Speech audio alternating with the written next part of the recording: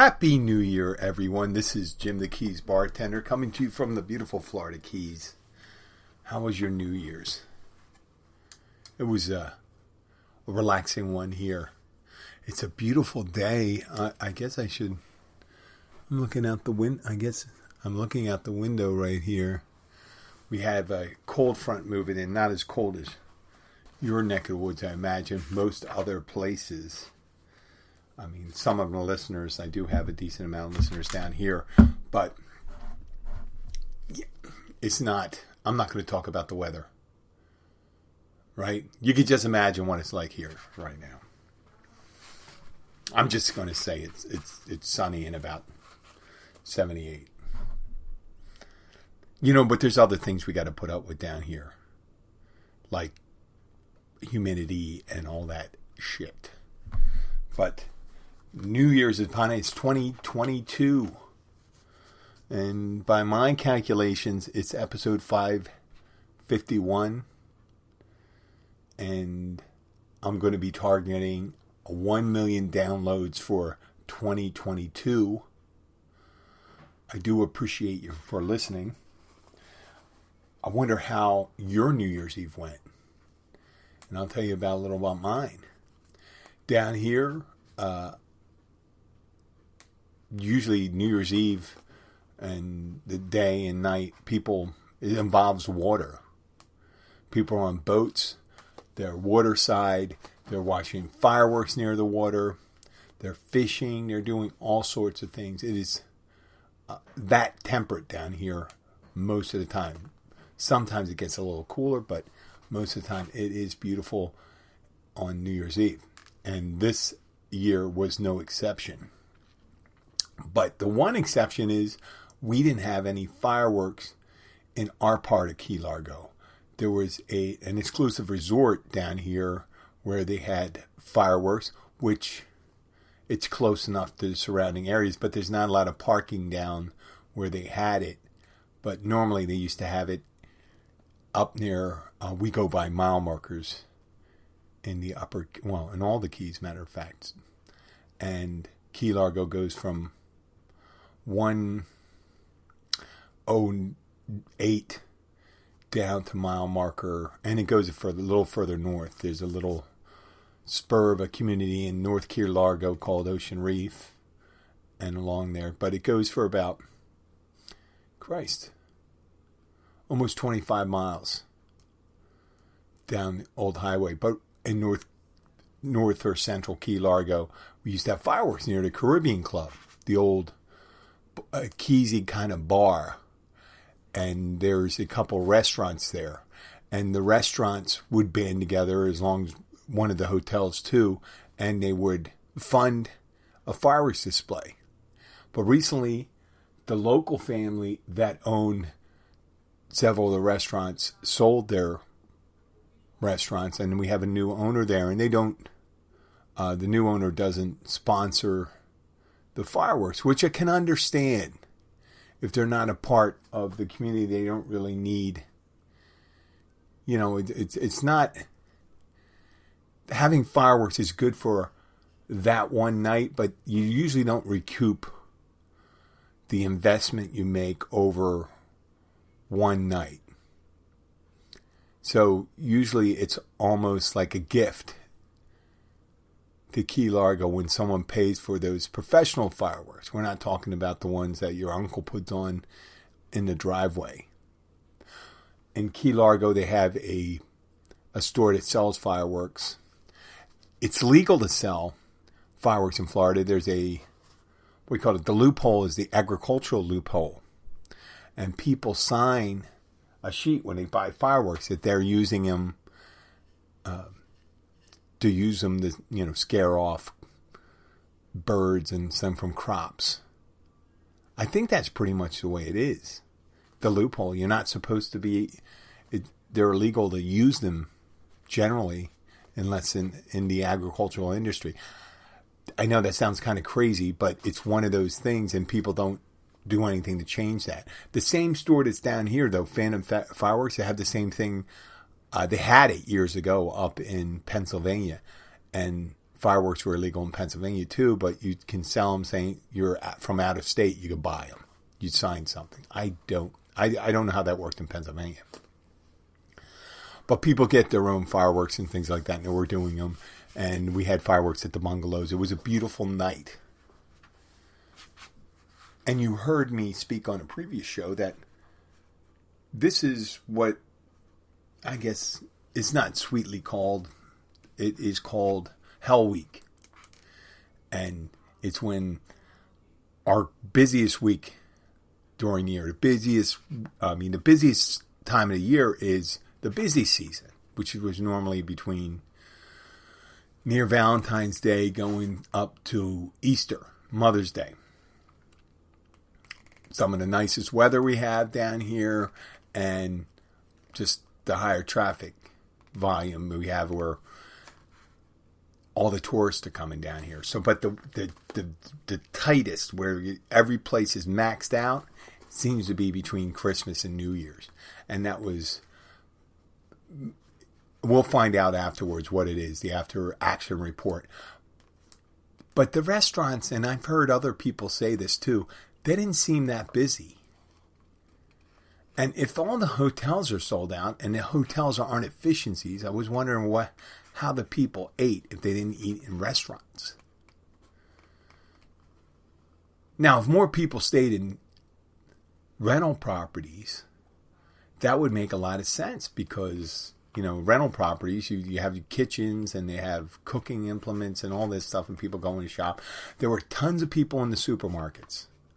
Tons of people. And there was empty shelves and a lot of things were missing. Some of the staples like spaghetti sauce, different meat, things that people buy, smaller containers of all the sundry items like mustard, ketchup, mayonnaise, different cheeses. People really like their fucking cheese here. I don't care. You call French cheese eaters. Americans go through a shitload of cheese too. But the supermarkets were incredibly busy. And we get calls every night at the restaurant while I was working. People asking how long your wait is. And I'd say, well, we don't have much of a wait at all. Even though we were busy. We were busy. And then we did pretty good. We did do pretty good for that. But I'll tell you a little anecdotally what happened. On New Year's Day, the wife and I got up. And around 11 o'clock, we decided we wanted to go to breakfast. Even though we knew in our heart of hearts that we were going to wait. We were willing to wait. And we went to one of the nicest Keysy restaurants, I think, in all the Keys, is Conch House. It used to be a French restaurant, but it just has that Florida Keys architecture. It's an old house, and it has a little garden there, outside tables on their patio, and a small inside dining section. And they serve up great seafood dishes, great breakfast, lunch, and dinner. So we got there, and there were people sitting out front, and we're thinking, we're going to have to wait like 15, 20 minutes. Don't you know, the wife walks up to the waitress hostess, and she asks about a table, and they had a couple of tables available. Where would you like to sit? And we just took the table. We just went up on the patio, sat down, and we were promptly, taken care of by a server, and then ordered, and within 15 minutes had our breakfast. And when we left around 12:15, it was maybe half occupied. That was New Year's Day. Then normally, and then how nice the restaurant is, I was very surprised. You'd think maybe in your head the narrative would mean, so many people stayed up late and did this thing. Well, we're not that kind of place where people are up like 3, 4 in the morning, or tons of people are up at 3 and 4 in the morning. It's not like New York City. So it played out like that on New Year's Day. We didn't have to wait too long. It wasn't too busy. I guess people were transitioning. Some people were moving out, other people moving in, meaning tourists. So, and then I found out from other people their restaurants weren't too filled. They were kind of one of them, one of the restaurants inside a nice resort. Even though the resort was full, one of the servers said to me, "We were very disappointed with the amount of people that were there." And I'm like, "Oh, really?" I guess I was surprised because there's a tradition by a lot of the locals here. They're similar to gnomes and elves. They're hard to find not there are gnomes and elves, but in the folklore, you never see gnomes or elves or anything, these denizens of these fairy tale forests, because they're always hiding. Well, or like deer. When it's the busy season, the locals either go someplace else or they hit the stores before it gets busy, load up, and hunker down like it was for a hurricane. They say they don't travel because what happens is you get all these people coming in, you get day trippers from Miami and the vacationers heading down to Key West and all points in between, and we get these traffic jams on the overseas highway on the way down, and as we go south on US 1 through the Keys, where from Key Largo to Tavernier into Isle Morada, our 4-lane road transitions to a 2-lane road. And things slow down. And a trip down to Key West that normally takes about 2 hours ends up taking 3.5, 4 hours. Or even longer if you get stuck on the, you could end up spending 5 hours. I spoke to a couple of tourists and there were vacationers, and they were talking about how long it was. A lot of people seem to drive down here, not fly. I spoke to a Canadian couple, and there were Green Bay fans. I asked, why were you Green Bay fans? Because that's the closest football team to where they live. And I said, well, how far are you from Green Bay? And they say 6 hours. 6 hours north of Green Bay, which I imagine is quite cold. My hat's off to you Canadians for driving all the way down here. So yes, 6 hours, which is already maybe a 23-hour trip. So that's 30 hours. I imagine they did that for 2 days. But there are a lot of people were driving. I guess with the uncertainty of airline travel, with all the cancellations, people saying, well, if I'm going to do, you cancel your tickets and just drive. So I haven't heard a lot of those stories. I didn't hear a lot of stories about people flying. Some people were delayed, and that's a shame for them. But they're here now, and I went out today. Today's January 3rd. My second day off during that. I had Christmas off, but I worked every other day, and it's busy out there.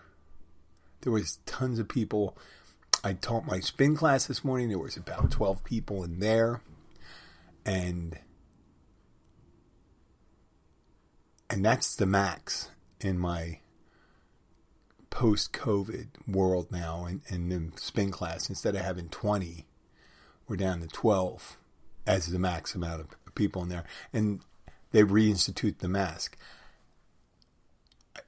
I know people there get all it's just no worse than the cold, and said, but listen, I wasn't used to so many people getting the cold as they do now. I've known several people in the industry, close people in the industry, at least 6 of them this past week that came down. A couple restaurants closed down due to having multiple people down. Fortunately, the restaurant I work in was relatively, I like to say unscathed, but not scathed enough to shut down any more than they needed to. I mean, compounded 2022 looks about the same as 2021. But the addition is people are seeming to come down with COVID easier now. And we're hearing it. And unfortunately, and another fortunate thing, just not the restaurant, even though people are getting quarantined and staying there, and they're getting hospitalized, it seems that deaths are about, even though there's a lot more people infected, the deaths are about the same amount as it was in the height. They're more, I guess the variants were more severe previously. In this new variant, you just hear people getting that sore throat, and they're, that just the way it is. Everyone's going to get it, maybe. Who knows? My resolution for 2021, I told about not taking anything too personally. But also on top of that, I wanted to drink more water. Yeah, I just think it's just one of those things. I've been healthy, taking care of myself. I'm not willing to change my diet drastically. But I imagine I can drink a lot more water. That's something I could do without changing my life too much. Now, New Year's Eve, I was talking about how the restaurant I go is not on the water. So even when they are having the fireworks, we normally are empty around 10 o'clock because people are going to areas where they can better see the fireworks. You can see parts of it maybe when they did have them. And like I said, they didn't have them. But people went different places. And we had a decent crowd early on, but it's just one of those things. It was one of my earlier nights during it. The kitchen closed at 10. We were out of there at 10:30. I was home and able to watch, which will go into depth, the Drunken display on CNN. There were more drunk people on CNN than there were at my restaurant on New Year's Eve. I'm talking about just the anchors and the people who work there. So, we're there the last couple nights. We've had a decent amount of crowd. We had a big influx. We still had it yesterday on the 2nd. You figure they would have left. The schools are going to be going back soon. But today at the supermarket, it seemed to be numerous people from out of town. You could just tell. I mean, when you're going down the aisle, you can see the people. You can see the kind of food the kind of food they buy and things like that. It just gives off a different air. There's things you buy to restock your pantry, and there's things you buy to eat that night. Seems like people are buying things to eat that night. You see a lot of beer, a lot of water, a lot of soda.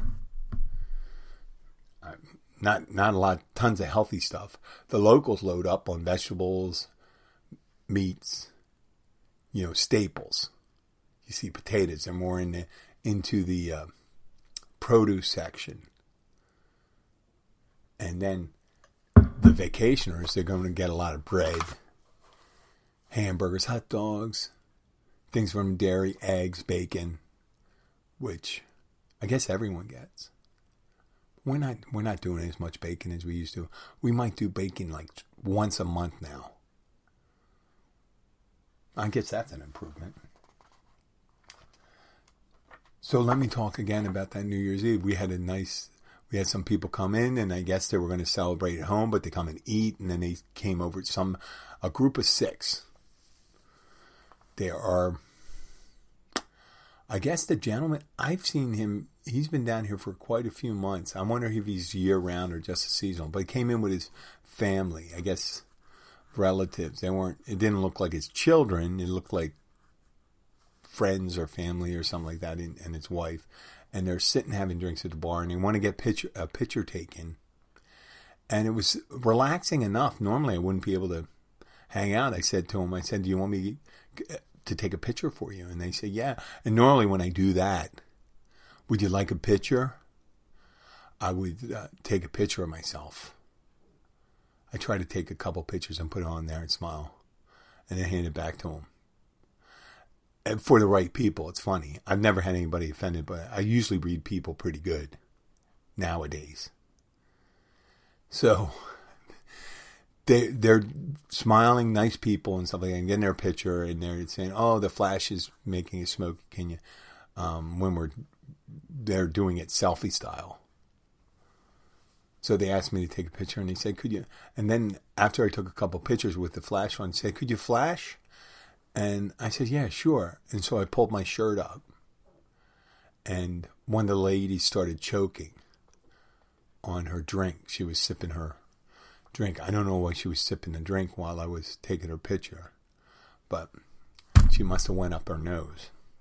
I guess she wasn't ready for the sight of my nipple. But yeah, it's not too much shenanigans. So that was a fun night. Not as fun as the people at CNN were having when I got home. And I know you've seen it. I know some of you have seen it. And when I got there, it was at 10:30, 11 o'clock.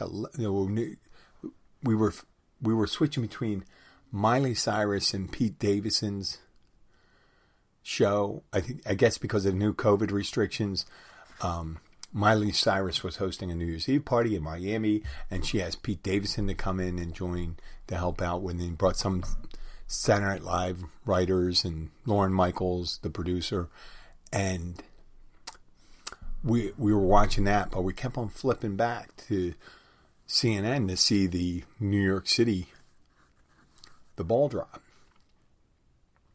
And what we saw was an intoxicated and ever more intoxicated Andy Cohen and anesthetized Anderson Cooper. And right around midnight, they had this British, I guess he does color reporting, but he's a humorist, I guess. And the British guy, he's dressed like the patina-covered Statue of Liberty. And I don't know, he was just standing there looking at homeless Mike dressed as the Statue of Liberty. And there was a female anchor off the side, and it's right around 12. And when the ball dropped, I guess Mayor de Blasio in New York, the outgoing mayor of New York, is dancing with his wife as when he hit the button to turn the lights on and all that stuff or whatever and start the ball drop. After that happened, they come back to Cohen and Anderson Cooper, and Cohen goes off for, it seemed like minutes, how horrible mayor that de Blasio was. Now, I don't live in New York. I don't know how horrible mayor he was. But he disliked de Blasio. He had, in the beginning, I'm listening to him, I thought he was just drunk, and he was doing a drunk send-off of the new mayor. And he says, and he said, we don't have to see him anymore, blah, blah, blah. He's doing it, and it was amazing. Because Anderson Cooper's just standing staring at him, and something in Anderson Cooper's head saying, you know what, maybe I should stop Cohen from doing this, because this is really... But Andy Cohen isn't a news personality on CNN. He's just a personality. So it really didn't matter. And Cooper's just there like I don't even know what to call it, like an android that lost power. Just smiling. And in the middle of it, right when he finally ran out of steam, Andy Cohen ran out of steam, the other ones are there, and Cooper's talking to the British guy who's dressed like the Statue of Liberty, and they're all getting shots ready, and he goes to him, you don't drink, and he smiles and he takes a shot. So I guess he does drink. And Andy Cohen's grabbing another one. He's grabbing some, I think it was tequila, and he pours himself a glass, and he has the bottle in his hand, and the girl holds one of the commentator or correspondents who's standing with them holds out her glass, and Cohen totally ignores her. She's like putting the glass under the bottle, and he's not getting the message. He's just holding on to the bottle. Tremendously fucked up. And then they showed Don Lemon later on, and he looked like his lips were all red, and he was pale. He looked like he was ready to he would look like he was dying. But I guess he was drunk. He looked bad. And there's Allison Camerata, another news person. And this was in New Orleans. I guess they're doing it an hour later. And he looked just as drunk as the rest of them. I mean, Don Lemon did. And Alison Camerata, I don't think she was drunk. She's trying to straighten, and that does not work when you have one drunk person. It's like trying to corral cats. You're not going to talk any sense to them. So that was interesting. So we kept on flipping back, and we missed the Miley Cyrus. Her shirt fell off, and they showed some of her boobs. And she's not very impressive up there, but she was kind of impressive watching that. It was funny in retrospect to think the more professional celebration and the more under control one was Miley Cyrus and Pete Davidson. The two people you think that would be totally fucked up in Miami. They pulled it off. They were the adults in the room for New Year's Eve. Just using those two shows as, I'm sure there were other ones. I was wondering what the one was like on maybe the Christian Broadcasting Network. They probably don't do a ball drop or anything like that. They probably do a raising of the crucifix. Or, no, you wouldn't want Jesus. You wouldn't want to drop Jesus from the crucifix or anything like that. But they have to do something. Maybe they don't recognize the New Year's Eve. God didn't recognize. He said God never talked about a New Year's. So it's not in the Bible. We don't celebrate it. That would be very interesting. Very interesting to find out more of that. But I have to I have to send out to congratulations. It seems like to the CNN producers who got really taken for a ride because they had a ton of people tweeting or sending things using phony names. Bend Over, Mike Ox is huge or something like that. Mike Ox huge. Names like that. It was great. They're just making all different messages about it, and they're making their own email addresses and things like that.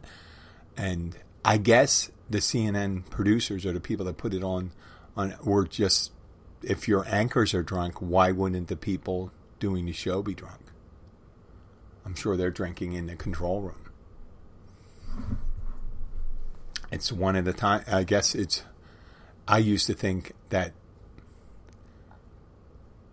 St. Patrick's Day was the drunkiest of holidays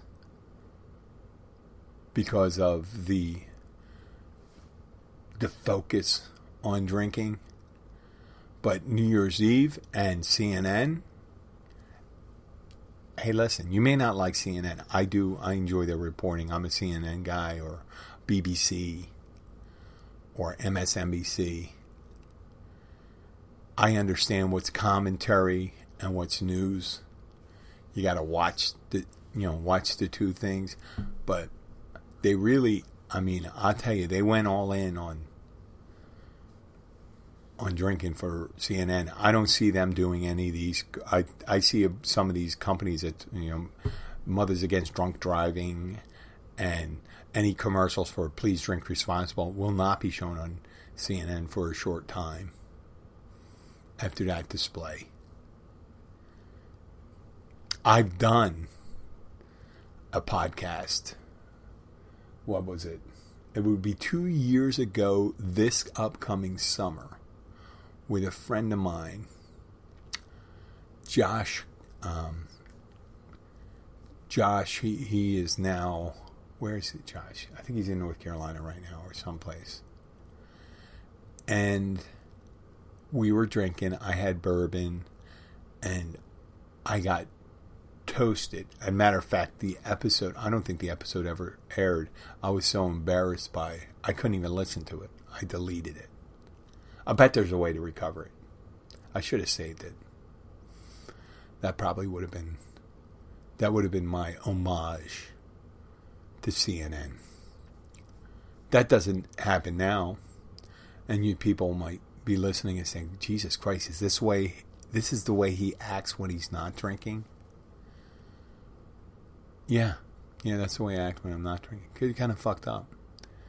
When you're fucked up when you're not drinking, and then you drink, that's just, I don't know. I don't even know. I can't stay on point when I'm drinking coffee and I'm well rested. The liquor thing, I would just, someone bring up a topic and it would just change. I'd like to thank you all for listening.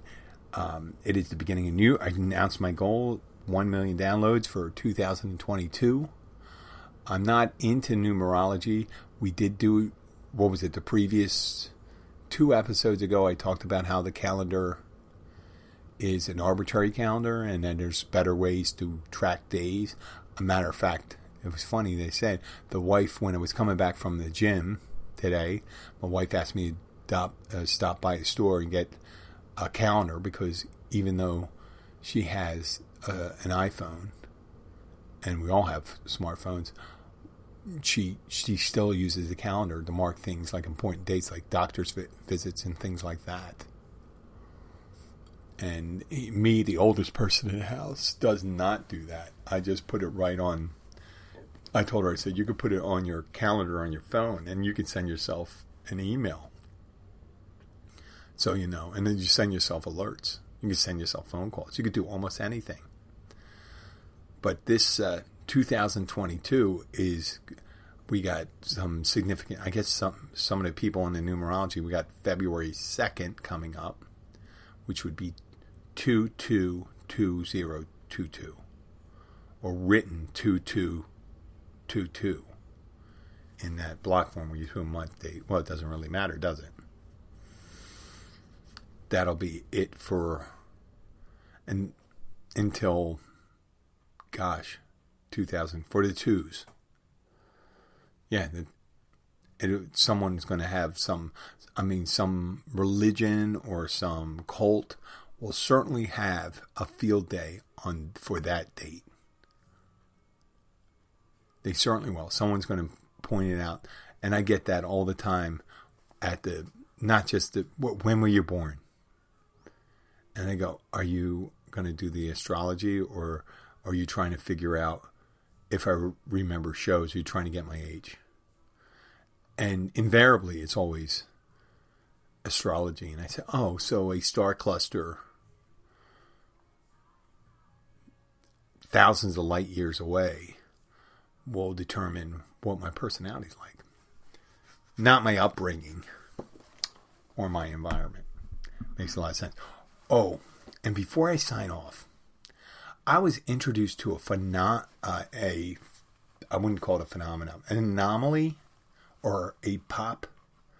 This is a pop reference. There's these 2 guys called the Island Boys, and they're kind of rappers. They're white rappers from West Palm Beach. And for some reason, someone showed me the picture of them. I'm not going to post a picture on the show and stuff like that. I don't have a problem with them. I just thought the first time I saw them, I said, oh my God, it's a shame.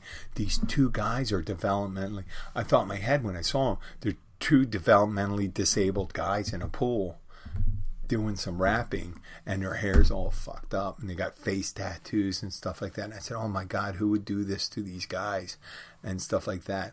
And nope, it's 2 middle-class white guys from West Palm Beach that, they transform themselves into culturally appropriated these characters, and now they're out there. And I still think to this day, I'm looking at it and see these poor guys, and I said, man, they got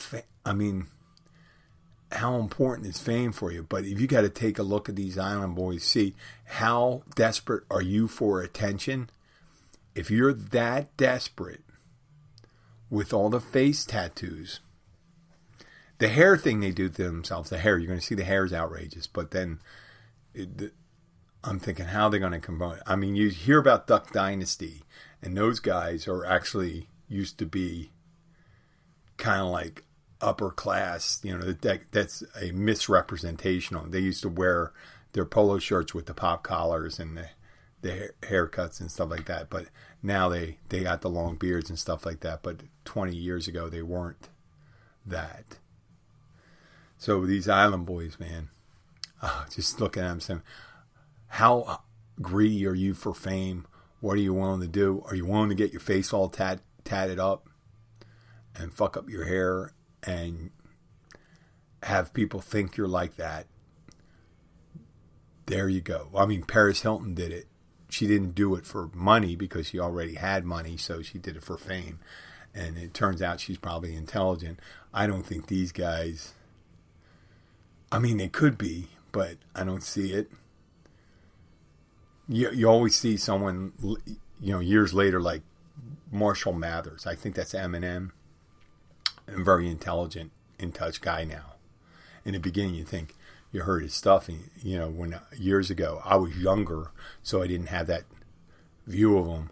I'm thinking, well, it's kind of weird, but I thought it was weird in the beginning, and then it was not weird. I don't think the Island Boys will ever get not weird for me.